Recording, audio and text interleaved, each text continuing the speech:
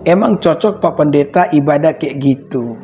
Coba lihat kaum muslim, kalau ibadah hanya ada satu orang bersuara, yaitu imam ya, di depan, dan makmum cukup mengikuti imamnya. Saya kalaupun Kristen, saya tetap lebih suka cara ibadah muslim.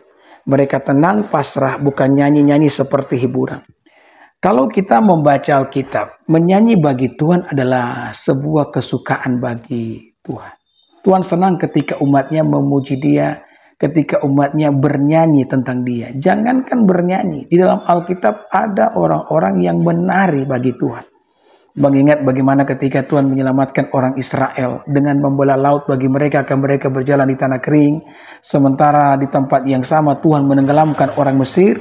Maka melihat perbuatan Tuhan yang ajaib itu, Maryam, ya, saudarinya Musa, memimpin tari-tarian. Mereka mengambil rebana mereka dan menari-nari sekuat tenaga di hadapan Allah.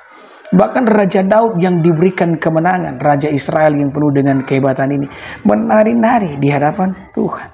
Jadi menari, menyanyi bagi kemuliaan nama Tuhan adalah sesuatu yang menyenangkan hati Tuhan. Bahkan Yesus sendiri di dalam kemanusiaannya bersama dengan murid-muridnya menyanyi di hadapan Bapa di sorga. Saya tunjukkan ayatnya ya. Di dalam Matius 26 ayat 30. Sesudah menyanyikan nyanyian pujian, pergilah Yesus dan murid-muridnya ke Bukit Zaitun. Jadi Yesus juga nyanyi. Kalau Yesus nyanyi, orang Kristen nyanyi, lalu apa yang menjadi soal dengan kalian? Tetapi ini yang paling penting, ibadah itu bukan bagaimana sikap tubuh kita.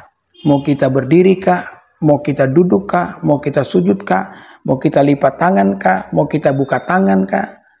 Bukan itu yang menjadi soal di dalam kekristenan. Ibadah dalam kekristenan adalah bagaimana kita hidup di hadapan Allah.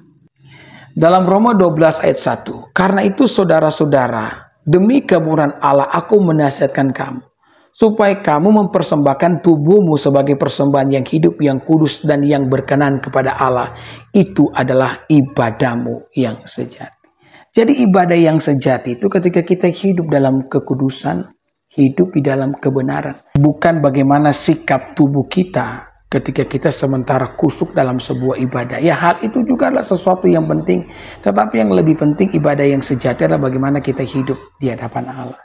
Meskipun Anda sembahyang banyak, berdoa banyak, tetapi kalau hidup Anda tidak sejalan dengan doa Anda, tidak sejalan dengan iman Anda, maka semua doa-doa Anda pun tidak akan pernah diterima oleh Tuhan.